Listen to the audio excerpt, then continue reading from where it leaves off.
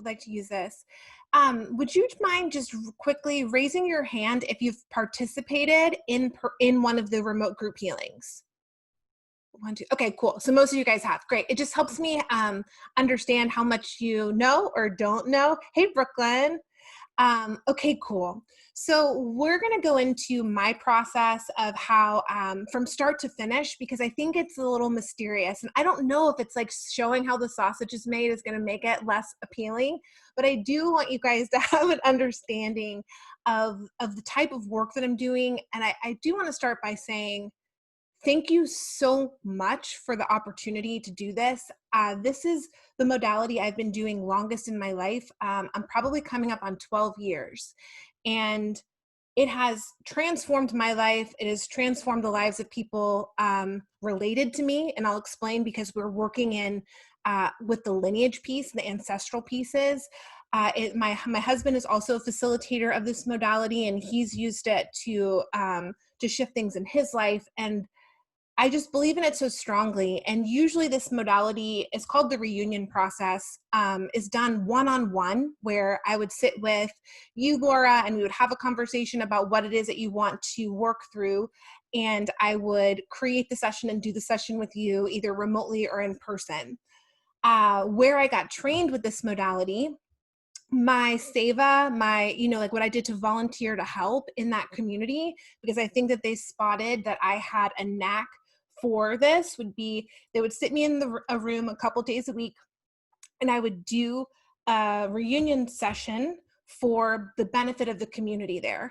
And I was kind of like the only person I know that they would have do that. I don't know very many other people. So for many years, my contribution to the community was to sit in a room in the middle of the center, and they would give me an entry or an intention, and I would work my little magic, and I would be doing this time and time again. And because I had that experience, now I'm able to offer it to groups. And so it's always interesting how something that you've learned like a dozen years ago can then come around to be very relevant and a way to help. And so right now, not to diss Modern Mystic Shop, I think it's incredible what we've built, but this feels like the most important work I can be doing.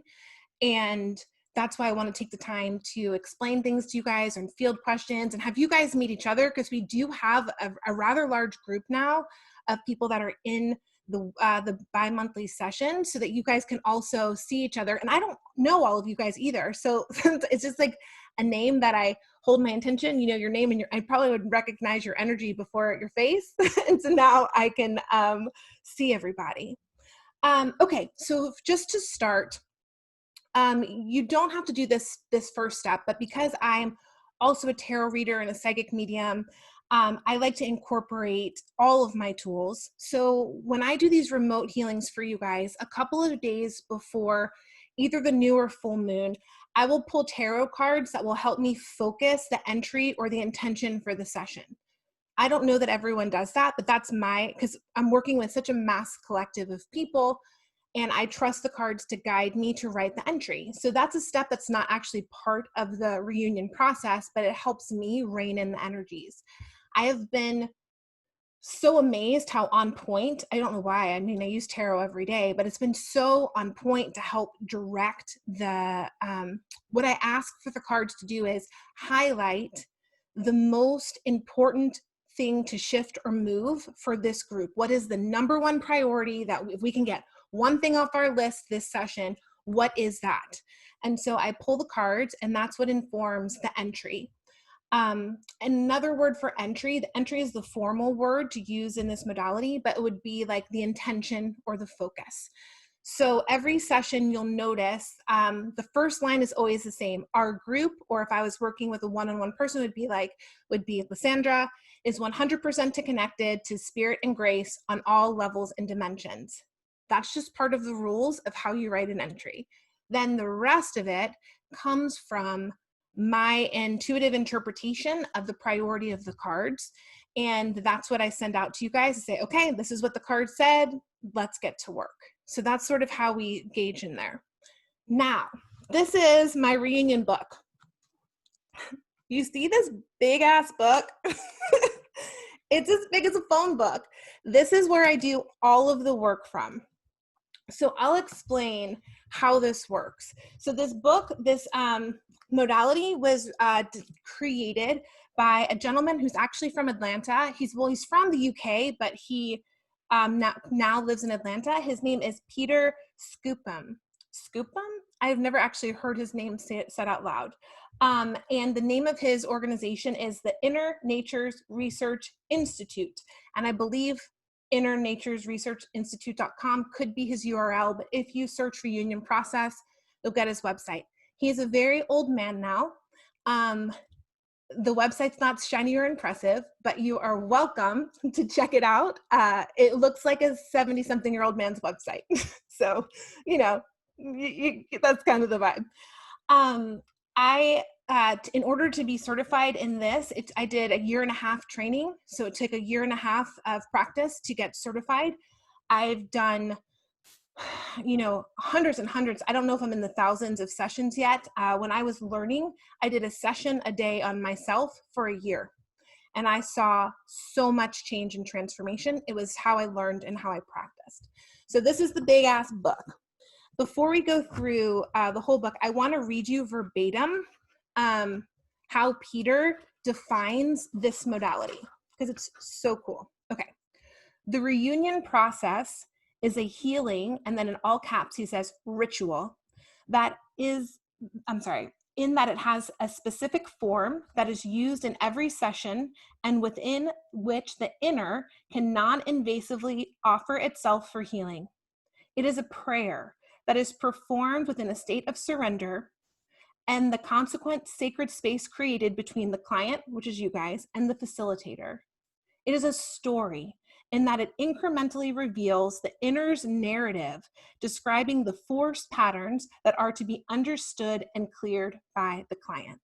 So that's how he describes this modality. So for those of you who have been in this session before, the ritual I perform, and I will take you through like kind of how there's an opening, there's a closing, there's a sequence of events. Not events, it's not like I'm seated, you know, in one place. I'm not like doing crazy things, but there's a protocol to follow, to check and double check to make sure that everything is open, that there's permission at the end, that we close. The prayer, and we'll get into it, is in the part of the session where I read the entry, and then I say to you, put your hands on your chest and open yourself up to whatever that is the prayer. And I will tell you guys how I derive what the prayer is. The prayer is the frequency of grace that we're using to transmute whatever these quote unquote forces are. And the story is actually the recap. So when I send the first session, the first thing you'll hear is the recap. This is the story of the session.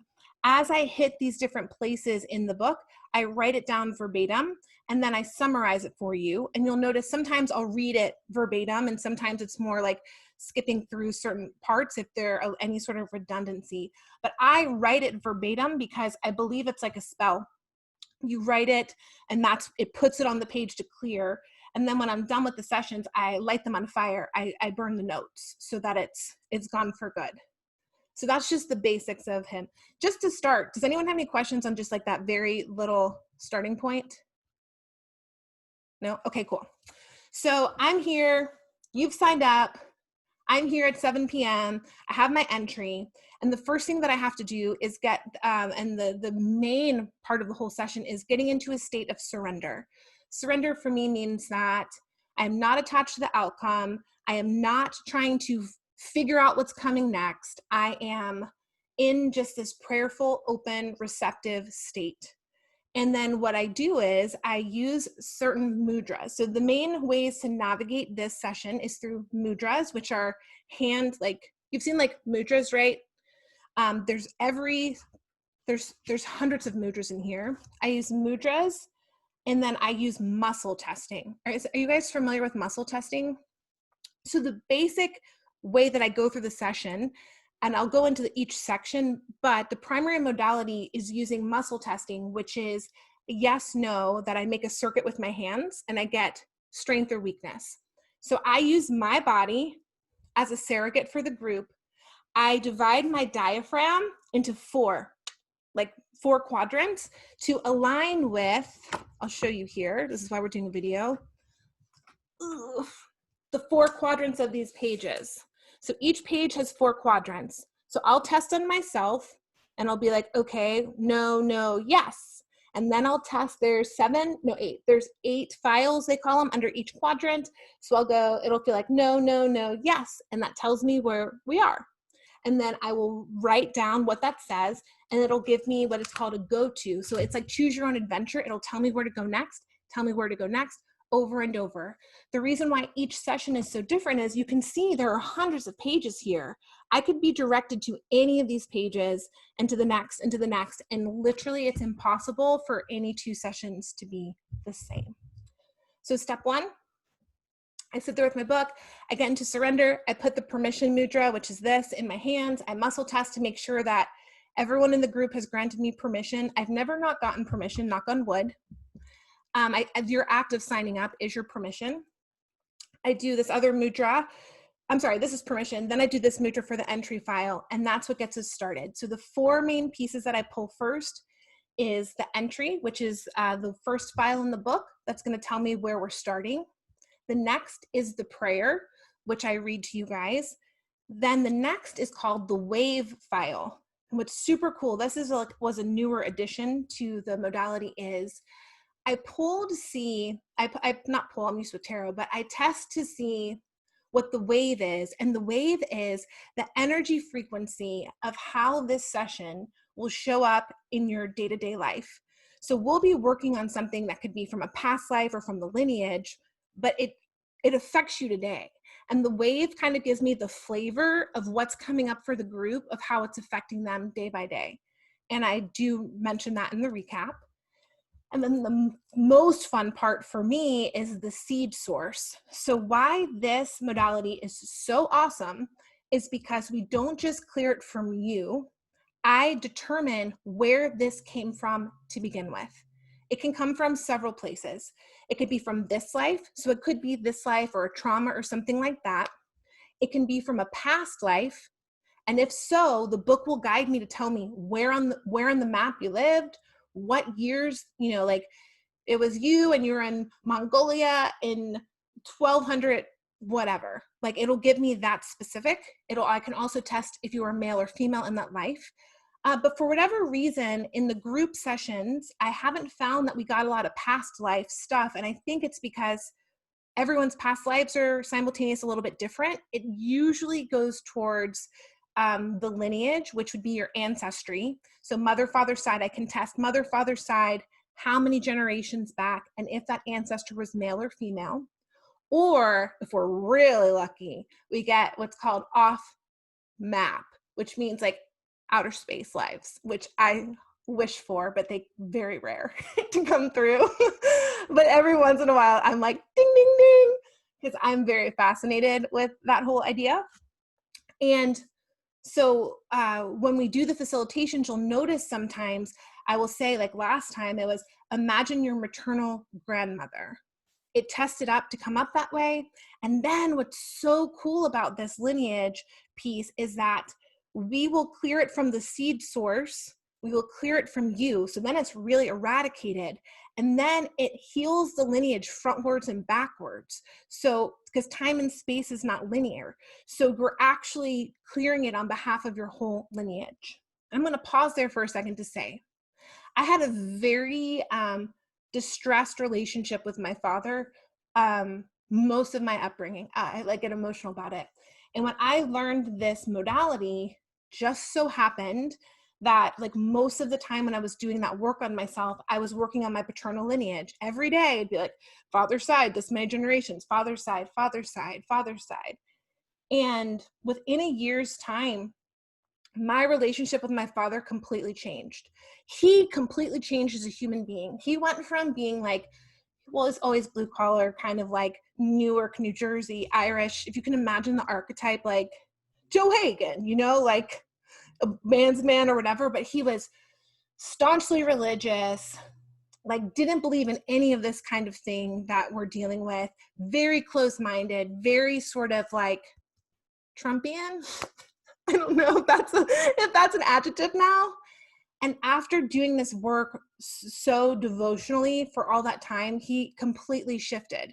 My relationship with him shifted. My sisters always say, man, dad changed so much. And I don't tell them it's like, because I was doing this every day for our lineage, you're welcome. But I mean, it was a noticeable, even my stepmom was like, man, your father's a completely different man. I'm taking credit silently and with you guys that it feels like that's really what played the part, because I could see my reality change. And that's why I asked you guys to tell me how you're doing, and maybe some people can share at the end of this call. But yes, I want you to feel better. I do. And this will give you that sense of relief and it'll clear these energies. But really, it can shift your reality. It can shift how you relate to other people, how opportunities show up. It transforms not just you, but anyone in your lineage that you care about. And then also how you show up, like your energy will shift so that you will be a positive influence in everyone that you encounter. And that's been my personal experience. So I wanted to share that. At this time so far, any other questions? Any questions at all? No? Y'all are good. Okay, cool. So I'm being clear. Okay, so we find the seed source. Then what happens is I start following the clues. So if the seed source, this gets where it gets a little confusing. If the seed source is generational, then I'll usually just stop right there. And then I go back to the entry point, and then that will lead me. Sometimes the seed source is more complex. And if those are the case, then that's the trail that I follow. And I keep going and I keep testing until I hit something that needs to be facilitated. So a facilitation in this modality most often is what we call an imagination event. Some people think I'm giving you guided meditations. That's not what's up, because a meditation, I think, is just altering your brain state and helping you relax. This is actually using your imagination to transmute, shift, and clear the energy. So it's energy work. It's a facilitation. So that's what I'm doing. I'm facilitating a transmutation and alchemy for you guys, and that's what you're doing. That's why I always ask you in the facilitations to see if you can feel the physical change in your body. Meditations don't necessarily do that. See if you can feel the nasty stuff. I'm an energetic trash collector. We're pulling up all of, like, it's like getting a facial. It's gross. Like all that stuff coming out your pores, but then we clear it away and you're refreshed and renewed. So that's what we're doing. So that's most often. The second most common facilitation would be an acupressure point stimulation, which you guys have experienced with me before. Every once in a while, like we'll do wild things like put a magnet somewhere or some essential oil or something. That's very rare. Sometimes we'll have, we haven't done this in our group yet, but it's so cool. Like these numeric codes that I will have you put these little mudras in your hands, and actually basically I'm downloading an energy frequency into your body through mudras, which is like next level. And as we do these facilitations, the energy is usually stuck in either or many places. We do multiple. Your physical body, so that's with the acupressure stuff, your auric body, your auric field, and I have ways to find exactly, like the last time I was like, okay, it was kind of right here. So it's like, okay, if you can imagine putting your arm straight ahead, 45-degree angle, about where your hand is, that's where the thing was. Or your chakra system.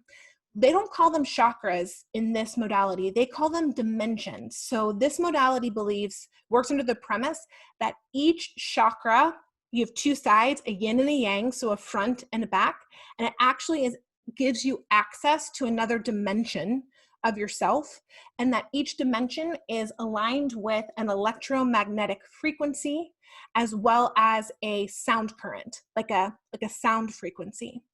And so oftentimes I'll say, like, pay attention to your solar plexus chakra, because if I said like your yin aspect of your fifth dimension, you'd be like, I don't know what that is. So usually I'll just tell you by the chakra name. Let me see so some of these facilitations come along as we go. And then at the end, there's always a final facilitation. So you might be wondering how I know when I've turned enough pages. What happens is I land on what is called a repeat. So say I'm hitting actually I did a session for myself this morning. So let's see what I got before I burn it. So in this case, I landed like entry was clarity, which was cool. Then I hit 1, 2, 3, 4, 5, 6 files. And then I hit clarity again. And I was like, okay, that's when the system says, okay, you've reached the end of that loop, which is crazy to think. Like I've never counted how many different files there are, but there's hundreds and hundreds.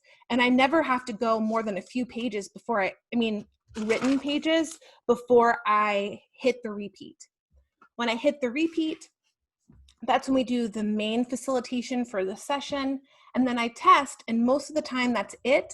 And sometimes I'll test and there's more to do. So then I'll go back into the entry and I'll start it again until we test that it's resolved.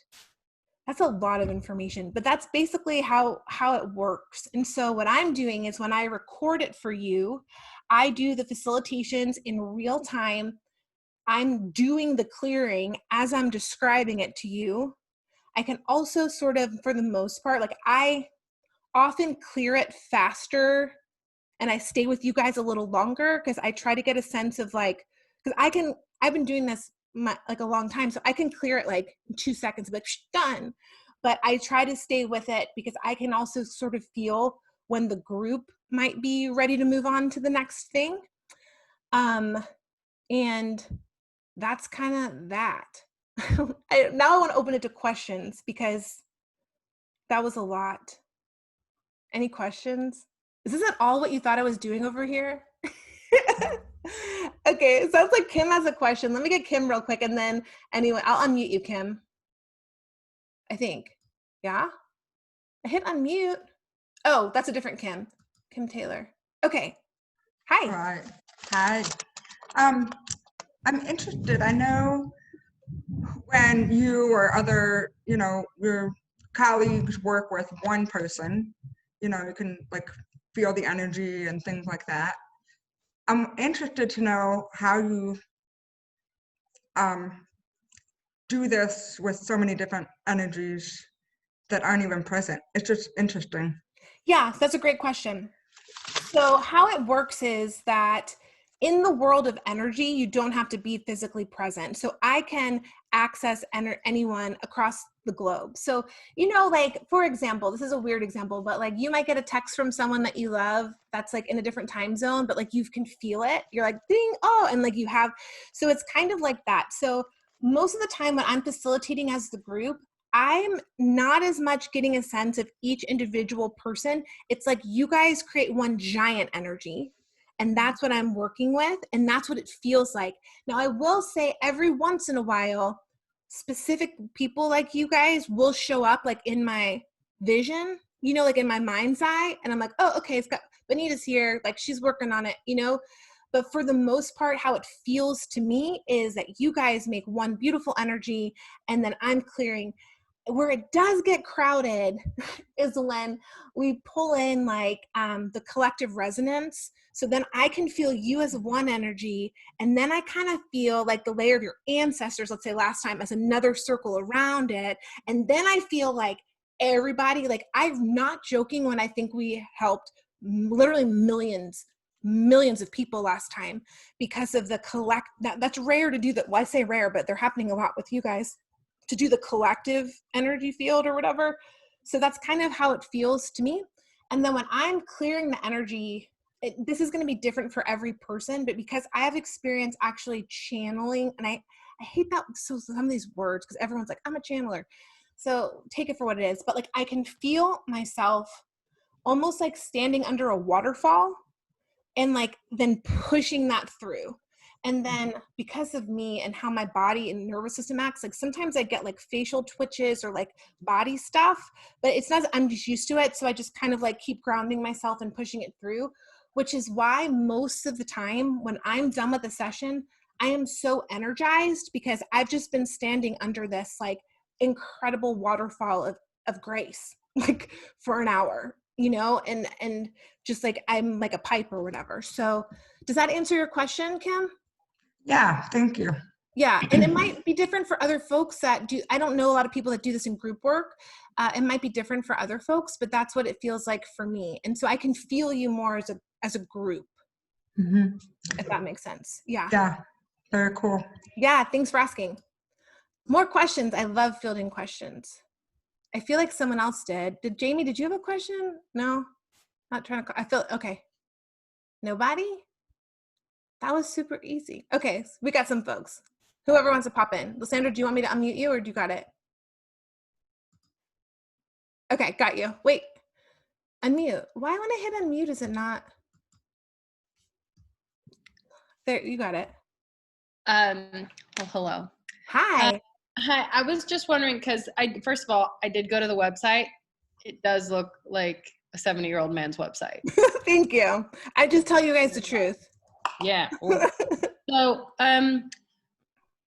so I like the process of it being so when you're going through this process and you start, is it the book, the muscle testing, and you go through it's literally just like a choose your own adventure book, right? So you're just going through until it tells you kind of to stop. Yeah, so like I'll hit one and then like I'll test and it'll send me to like this other page, and then each page is a different file with a different frequency to handle. So these are just like so many human experiences and forces. I call them forces. It sounds kind of creepy or maybe like futuristic Star Wars like, but these different forces that present themselves that we need to move through. And yeah, so like I'll hit one and then I'll do the muscle testing and it'll say, okay, go to, so if once I'm in a file, which is like could be anywhere between 1 and maybe 20 pages. Usually they're about 1 or 2. I test to see, okay, page 1, page 2, okay, it's page 3. We're on page 3. Okay, it's square 4. Okay, great. There's 8 files, file 8. And that's where I land. And then each one will say, well, they call it a go-to. So it'll say, so I'll go to the next file. And then I do the same thing until I hit a repeat, which means I hit the same file twice. And that's the way that this concludes to say, okay, now you've got to go back and facilitate whatever the highest priority facilitation is. And this process is the same whether you're doing it for an individual or a group?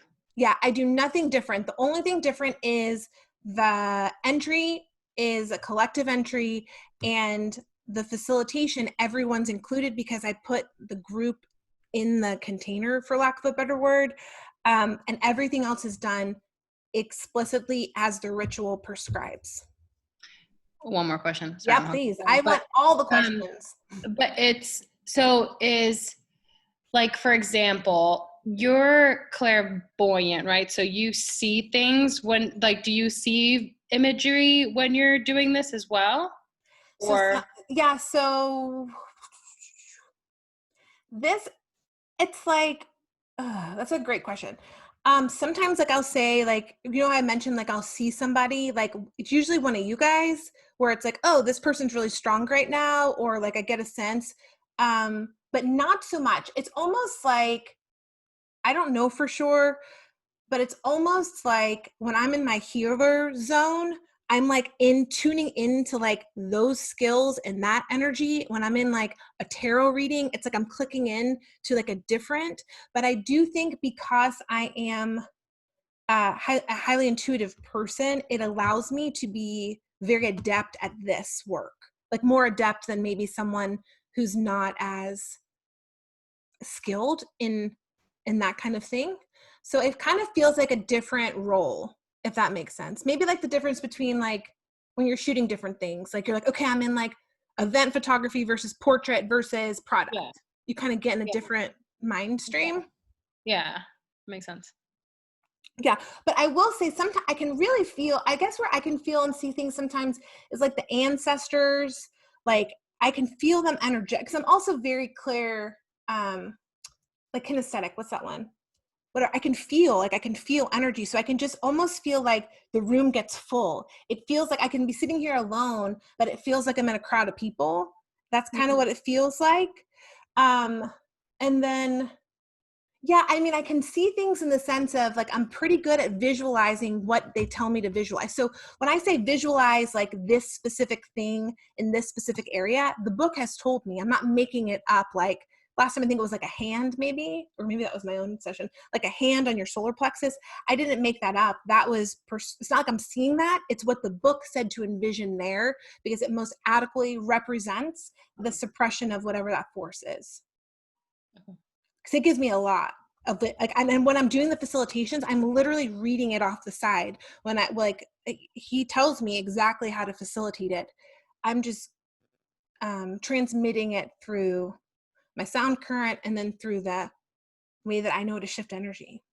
So like everything that you said in the session that was creepy accurate was like because you were going through the creepy book. Not the creepy book, but like yeah. going through the book. Yeah, Okay. it all comes through the book. Like everything that I'm reading, the notes, I mean, I might paraphrase some stuff because sometimes it's like 3 to 4 pages and some of the things are slightly redundant where it's like, well, this is a theme. So what I do is I pull out the themes and then I physically highlight certain things that I want to read verbatim. Like the last session about suppression. I actually read, because very rarely this happens, but for whatever reason, the suppression file, before you get to it, has a whole page on what suppression is because it's an important force. And so when I was saying some of the symptoms of suppression, I read that verbatim because it was so accurate. And as I was reading that part, I thought, I feel a lot of this stuff. These people might as well. So I'm not making this up. It's not like my psychic ability. It's like I'm following a ritual. Yeah, so everyone felt the grandmother thing. It was so real. I don't know, you'd have to ask folks, but I feel like it calls up what's resonant for the group, so that was the maternal grandmother, this case. Now we might never work with her again. She might, but I will say last time it was rare to have to, you very rarely have to call them in at the beginning and ask their buy-in to move forward. That rarely happens. I don't recall actually another time where that's happened, where I've hit the seed source and it's like, you got to kind of talk this person into it a little bit, you got to kind of get their buy-in. So that was interesting to me that we had to take a couple minutes to kind of like warm her up to say, all right, I don't need whatever it is that I'm carrying. But that kind of shows you how entrenched some things are. Like, because like grandma might have felt like this thing you want to take from me is actually a part of who I am as a person. And we're saying, no, it's just like this lead jacket you've been wearing. It's not actually you. Yeah, that was interesting. Yeah. Can you unmute yourself? Why can't anyone unmute yourself? Did I do something wrong? Hold on. I don't know how. Mute. Oh, here it is. Allow participants. And can you unmute yourself now? I can. Thank you. Didn't know. What's up? The tapping. Can you explain and? Yeah, let me. The short version is the tapping is giving a sense of your body that it like grounds it in, and it's like I'm ready to move on. Like we ground. So the tap. Sometimes it says tap in, do. And then at the end of a big facilitation, it'll say tap up. Yes. When you're tapping up, it is my understanding, but I can double check in the book, that you're actually hitting acupressure points, sort of like, like the tapping modality, up your central channel, all the way to the top of your head. So you tap from one hand's on your solar plexus, one hand's going up, tap, tap, tap, tap, tap, tap, tap, all the way to the top of your head. And I think that's to aid a body integration through acupressure, through whatever that channel is, acupressure-wise, up the center. Okay. Great question. Yeah. And I even use like, the tap-in is so effective that I've used that before in meditation or other things with other folks. Like there's certain pieces of this and I'm like, wow, that really works. So it's like a recognition, like tap, tap, tap. Okay. My body. Yeah. It's like, and you're supposed to do it with, ideally it's your middle finger. And I don't know why you use your Saturn finger. I wonder if he says that in here. But yeah, that's a great question. Here it is. Okay. Tapping up is just saying how to do it. It doesn't say why. Sorry. It doesn't say why. This is my best guess as to why you would do that though, because I know that there's a channel up the center. Yeah. Cool. What else? Anyone else? Oh yeah, you got your hands raised. Oh, that's so cool. Jamie. Can I say? Yeah. Can you hear me? Okay. Oh, I thought Jamie was going. Was this someone I'm else? sorry. Oh, it's okay. Jamie, you go next. Okay. We got Laura. I'm sorry, Jamie. You're okay. So I'm just curious, whenever you start the facilitation with all of our energies, obviously we've never met each other. We're very different, you know, I'm sure. Do you ever have like a rogue energy, or if somebody's not behaving? Like, I mean, interesting. You know what I'm saying? Like, kind of, how do you get us into a collection to heal us all together? I would say that I trust the container provided by the ritual. And that's why I'm a ritualist. So like, even when I do spell work, I follow a ritual. You know, even there's a safety in the permission, in the mudras, in like the setting of the stage that I trust, that keeps it all contained. Now, the rogue energies are not likely outside forces from you guys. The rogue energies are these things that are coming up to clear.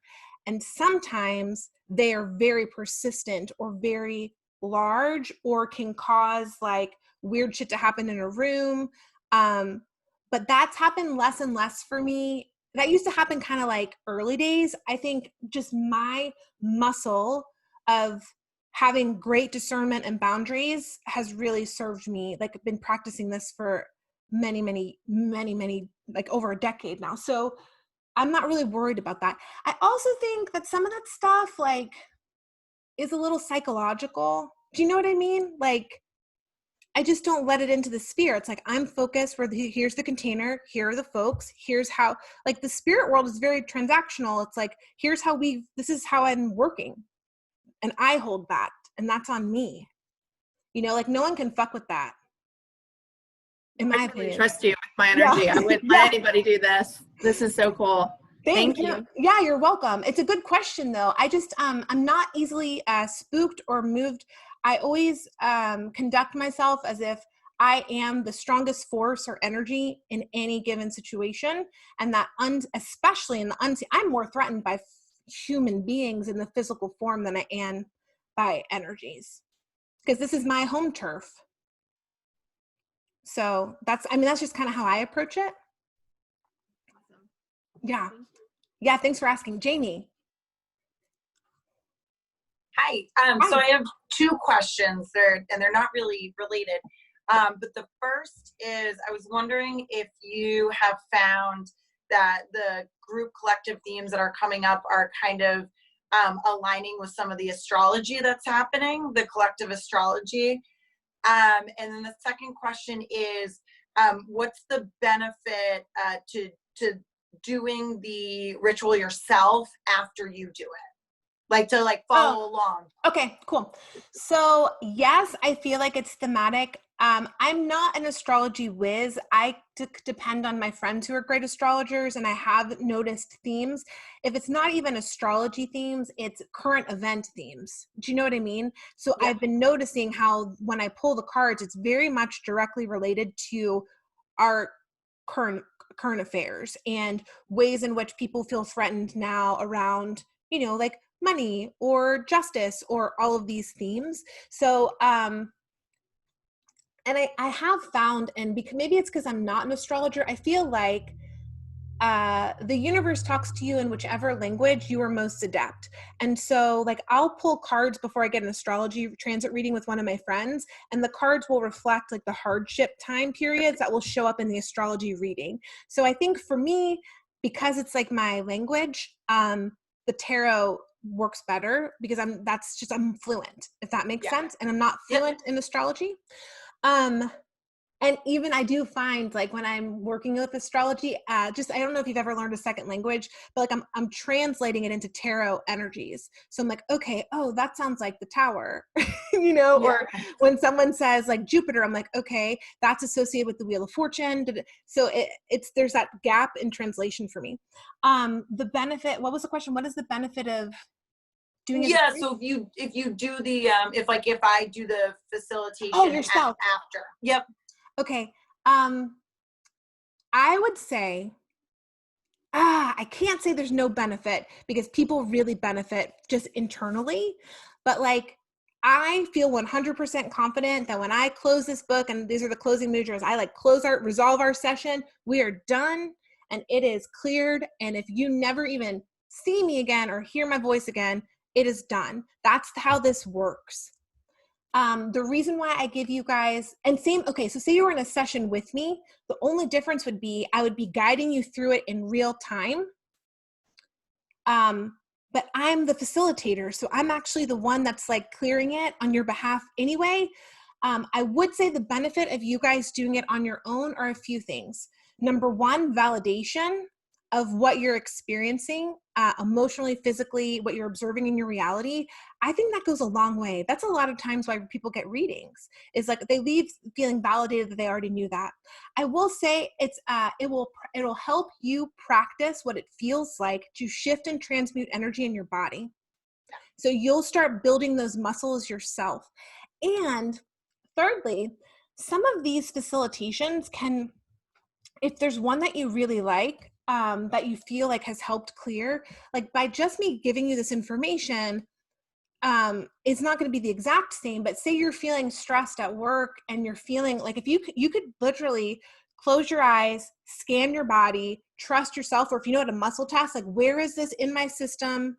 And then you can take one of these facilitations and say, okay, what does it look like? Create something in your imagination, bring in the grace or the tornado or however you want to do it. And you can start kind of using these methods a little bit differently. It's not in the ritual, but you can use it actually to help learn different ways to clear and shift energy in real time. I was going to say, when I did it, I was like, oh, these are really cool, different visualizations. And I could feel it too. So it was neat. So yeah, thank you. Yeah, you're welcome. I think it's like a way for you to know yourself and your energy more. And it helps you. I mean, imagination, I can't remember if we wrote this in our book or if we had to take it out. No, it's in our book that's coming out. It's like imagination and intuition are linked. And they try to talk you out of it. Like when you have an imaginary friend when you're a kid, or you imagine the elves or the unicorns or whatever, like that's not fake, right? Like though, I mean, maybe we're not all in the same belief system on that, but there's a dimension in which that is real. And that's why there's such a collective consciousness about it. So your imagination in like ritual work, I don't know if any of you guys do spell work, but that's a lot of imagination. It's not, we've been trained to think that imagination is frivolous or something that you do to pass time. As an energy worker and a practitioner, I know that my imagination shifts energy and shifts my reality. And so that, I mean, I don't know why we were trained that it's like silly or not real, but I don't think that your unconscious knows the difference between imagination. Actually, it doesn't know the difference between imagination and reality. So use that however it serves you. Cool. Yeah. Thanks. Yeah. Thanks. As Lysandra would say, thanks for coming to my TED Talk. I'm just kidding. What other questions? You can ask me any questions. It doesn't have to be about this this modality, although that was the purpose of us coming together. You can ask me any other questions, or if anyone would like to share how you may have benefited or anything interesting that has happened during these sessions, I'd also love to hear.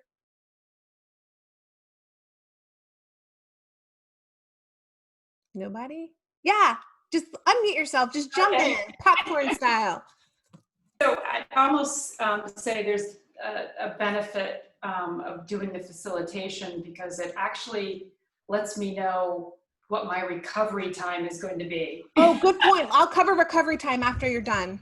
Okay, so I have, when I do the facilitations, they're not all the same. Like my first one, which was, I think early June ones, July was my third one.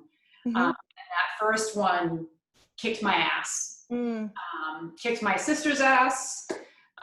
So all the stuff that needed to come up was just very powerful. So I actually like all the facilitation, because I actually know how kind I need to be to myself. Maybe in the middle of the day I have to lie down or something, because the reaction I get during the physical reaction that I get during the facilitation is kind of heads up for me about really the amount of shifting that's going on. Yeah, that's interesting. So I will say two things. First, the more you do this, the less it's the less recovery time you're going to need. It's like the first few sessions, there's a lot more to get up and out. And not to say that they're less valuable. It's like we're still moving massive amounts of energy, but your system's kind of acclimated. And it's like we got like the major gunk, you know, the first few times up and out. Good to know. Huh? Good to know. Yeah, I would say. I would also, I didn't mention recovery time, but do you guys have questions about how come there's a recovery time? How I find the recovery time is at the end, I have to actually put a mudra in my hand and I muscle test for how long it will be. There are certain things in here, like a CRF, the collective resonance field that we work through, that will say minimum processing time, 7 sleeps cycles. So some of those big ones, it's like minimum. They're like, I did a session on myself today. It's saying 2 nights sleep, you know, so that it's no big deal. But the bigger energies take longer. And the CRF is the biggest energy that's possible to access through this modality. And we just happen to get them almost every week, which is why when I did this previously, I used to do it weekly. And I decided not to do that because you don't need to be processing every single day of the week. So if we do 2 weeks in between, even if we have like an 8-day processing, which should be rare, but with you guys, it's not so rare. You still have like another week, you know, before of acclimating. And so as I say in the recordings, and I'm just going to say, because everyone's here who hasn't experienced it, the energy shifts immediately, but your body, your psyche, your emotional body oftentimes has to catch up with that. So it's like a recalibration, and you're recalibrating to a new altitude, let's say. And so sometimes you have physical symptoms. So sometimes people are in the facilitations and they feel nauseous, or afterwards they might get the runs a little bit. It's all normal. And the dreams are what happened to me. I get the most vivid, crazy, weird dreams. It's just best to let it roll. I'm glad you told me that, because I had some really strange things dream-wise, and I'm like, nope, don't dwell on it. Yeah. Just let it go. Yeah, it's such a good sign though. It's your unconscious, like just dumping. Usually I will say like the first night people get deep sleep. And I think Lysandra had that experience. You get a pretty deep sleep, but still, even if it's weird dreams, but then sometimes it's a little bit of a roller coaster in the sleep cycles. But the sleep is when you really do process the unconscious piece of it, really processes at night, because there's the quiet time to do so. Who wrote the book that I use? Kim asked later. His name is Peter Shupman, and you can't just like go on Amazon and buy it though. It's like you got to go through the program, and as part he like gives it to you as part. And he sends the books out every couple years. He hasn't been doing as much recently, where he'll give you a new book because he adds stuff or takes stuff away. Or this may or may not make you like this modality. I really do feel like this modality was created in the future and given to us now to help navigate. Like this stuff is so bizarre and out there and like nothing else. And it works so directly. That's what I love it. One of my friends who's in this, she says it feels like this session is like, because she's a tech person, she said it's like you're looking, oh yeah, maybe Rose would identify this. It's like you're looking at all this code, like you're coding a website and there's a glitch, and this modality goes straight for that code and plucks it out and like rewrites it so that the programs can run or the website can run properly. And we can go, what's so cool is like you go straight for that thing. And then what's so cool also is that the story, I always emphasize it because I'm always amazed. The story always matches the entry. The story that comes up, the same words will come up like verbatim. And as we switch the entries around, you'll just notice every time it's just going to tell the story of the entry. It won't say things that don't match. It's crazy. Anyway, I'm like this with everything. If you've ever had a reading with me, I'm always like so shocked the cards are right. I don't know why. I've done thousands of readings. I'm like, can you believe it? I'm the same way.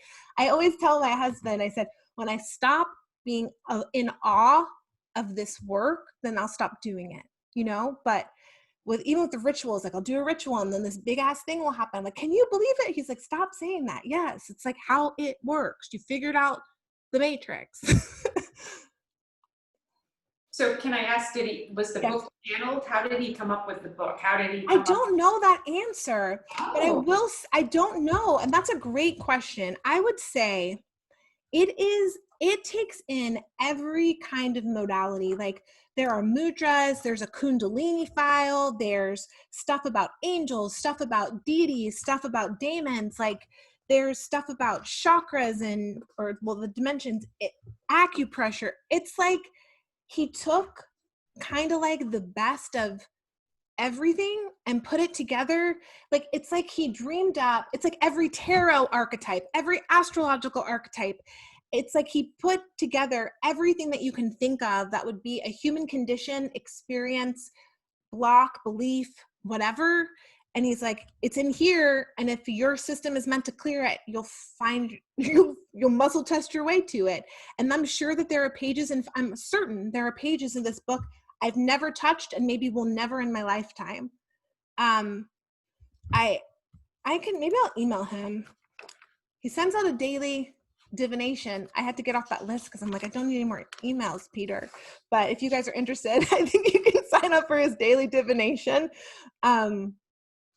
It doesn't say in here, but he what he did was, though, so how he put this together was that let me see if I can find it in here. He worked with a chiropractor in the 70s. His name is Dr. Alan Beardall, Beardall, Beardall. And he created the biofeedback technique, which I think is called muscle testing. And then he also worked a lot with mudras. So Peter learned from him muscle testing and mudras and the power of that, and then incorporated it into what he considers, what here he says is a breakthrough. And then basically the reason why you do it this way is because it's so out there that it breaks your conscious awareness. Like there are things that'll come up that would never be in your conscious awareness. So you just kind of explore through this process and you land in these places that you would never even think about or know of. But today I did a session and it was so lovely on myself. And every once in a while, we haven't gotten it for the group yet, but I pray maybe next time, you get blessed with an ability. And an ability is like when your ancestors like pass on something to you that's your birthright, but maybe you haven't accessed.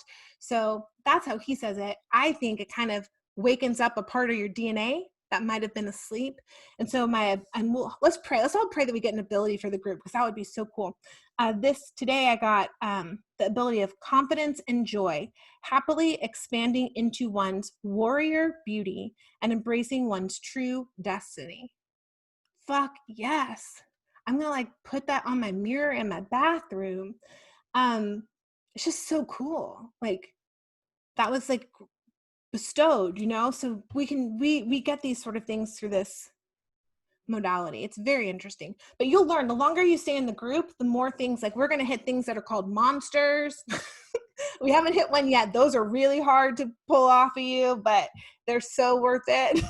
They're the biggest suppressive force available. There's stuff that's like demons, but I have a different understanding of demons than most people because of the demonic pantheon. But there's just these lower energies that come in all shapes and sizes, and you can have intruders, like we just like whoop them off.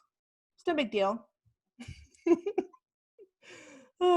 you one-on-one sessions with that at all? Do I? Yeah. I might. I used to. So very enthusiastic about it. That's why I'm asking. Yeah, I used to do this.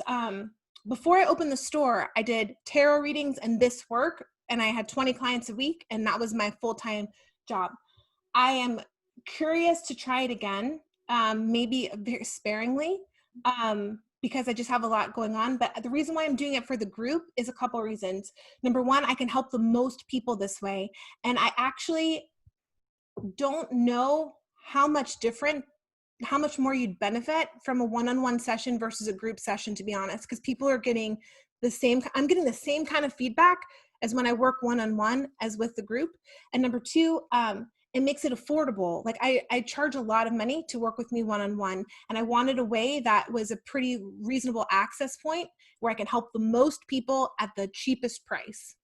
And that's why I decided to do the group work. And because the reason is that I just have this sense of urgency that more people need more healing and clearing so that you guys can go and impact your communities and do the work that you're meant to do. And so I'm very excited about the group work because I see the ripple effect of how far this can go because of you guys. So I get a little more excited about that than the one-on-one work. Yeah, I got my sister in California to join. Nice. Thank you. Thank you. Yeah, I want more folks to join, as many as I can handle. I know energetically I can handle to this point 200 people a session should we get to that point. I know that I can do that. I don't know what happens after 200. So we'll see. I have a plan. So I've decided if we get more than 200 people, that Brandon, my husband, will work a session on me while I work the session on you. So I have I get some reinforcements, but it's very interesting how this quantum field works, and I'm still learning. It doesn't feel like it takes much more out of me to do all y'all or one of y'all, to be honest. And it almost feels easier to do the group because we've got all your people helping. It's like we're all so. I need to probably meditate or see what I can get about why it works so easy. Because it should feel, my human linear mind is like, it should be harder the more people. It doesn't, that's not my experience of it. Yeah. Awesome. Any other questions?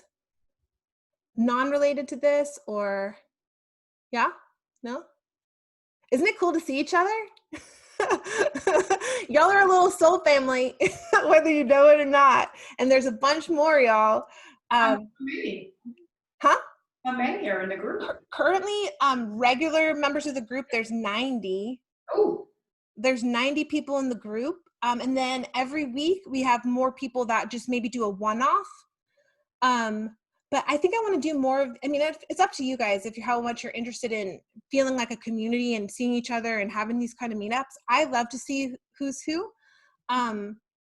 But yeah, I'm very happy for how many folks there are. And it seems to be impacting every single person. And that's why I do love to hear the feedback, because if it ever starts to feel diluted or something, I want to know, I want to know. But I don't think it works that way. I think it's sort of like, I don't know, when I was a kid and like my dad told me we were having a sister, he was like, no, love multiplies. And I'm like, okay, whatever. It's not less love, it's more love because it multiplies. It's like kind of like how this feels. It's like the more folks, it's like the more the energy and the grace multiplies, as opposed to me dissecting or my energy. Because it's not my energy. I couldn't do it if it was. Yeah, it's grace. So I should have mentioned that. We work with the healing power of grace, which is the heart frequency. And it is very unique to planet Earth. So if anyone wants to hear about alien stuff, we can stay on and chat about that. But it's a very unique frequency that I think maybe only we have access to, which might be even why we've all chosen to be here, is just to experience that. Anyway, yeah. I have a kind of a personal question for you. Sure. I know you're into Kundalini. Do you have a daily Kriya practice that you're doing right now? I do. So for all Kundalini related information, I just refer people to Guru Jagat, my teacher, and Rama TV. Right now, I'm doing a lot. I don't know if you want to get into all I'm doing. Every day we've got a group prayer doing Ekamaya recitations. If I'm not doing it in the group, I make it up later that day.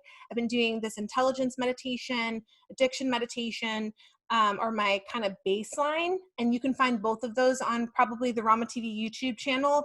And then my yoga's spotty. Like the yoga, I kind of move around some. But everyone in the Rama community is doing this intelligence meditation 11 minutes a day. So it should be accessible on her YouTube. And it's the Saturn Jupiter fingers. And it's like you imagine those planets and you do this. Anyway, you'd follow along the meditation. But I think anything that you can be doing now to fortify your nervous system and so that you can handle the immense pressure that's happening, that you can keep the energy clearing and moving, which is what you're doing with these sessions, and that can help you connect to your intuition so that you have a GPS system of how to navigate your way in this time, has to be like the 3 non-negotiables, however that looks for you in this time. You got to fortify your nervous system so you don't physically freak out or like your body doesn't blow a gasket. You've got to keep the chi or the energy moving so that you don't get stagnant or stuck, so that you can keep moving forward. And then that intuition, whether that's you do like if you believe in like the pineal gland, the pituitary gland, or however you perceive that chakra related.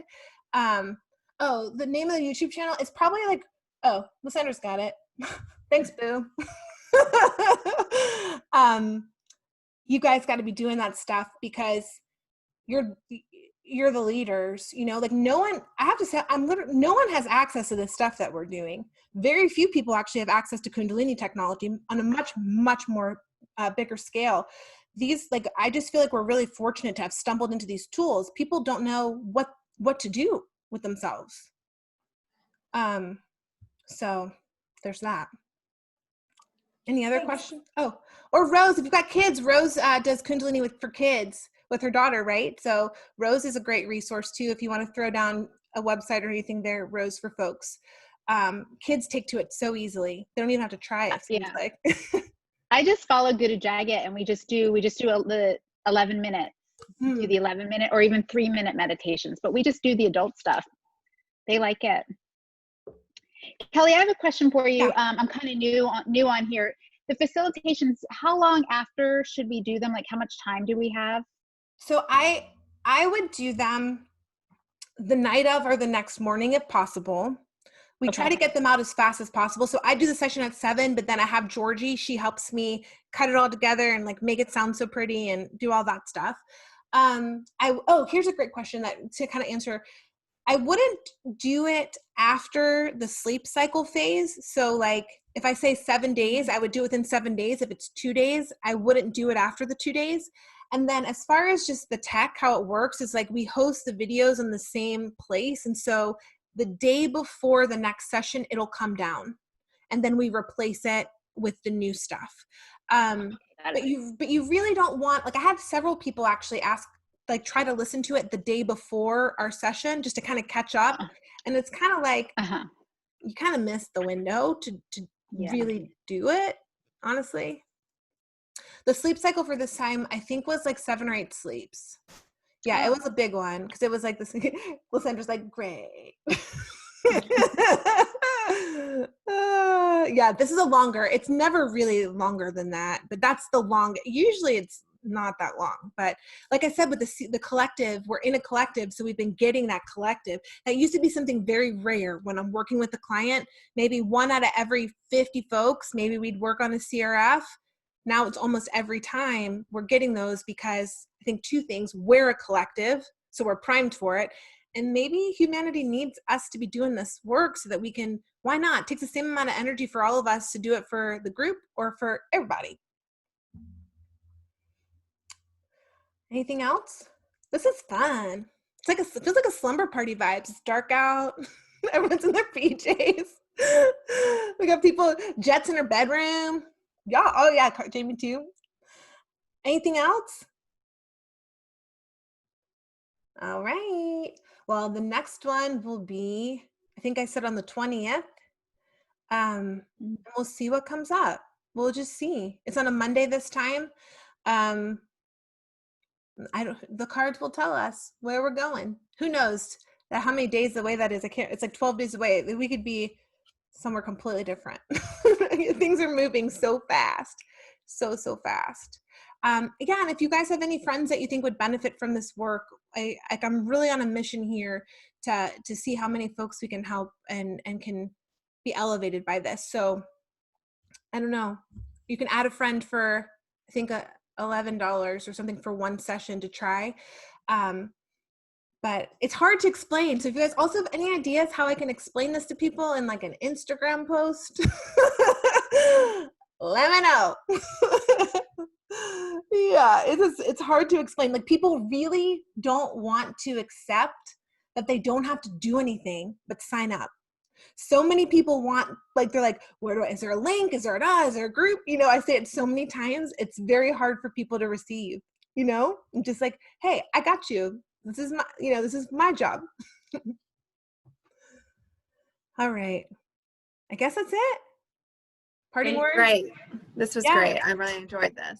Oh, good. Thank you Thanks. so much, Kelley. Oh my gosh, thank you guys. You're the best. Thanks for allowing me to do this work with you. If you have any questions, email me at my tarot, Kelley at Modern Mystic Tarot account. It's where I keep all of this remote healing stuff.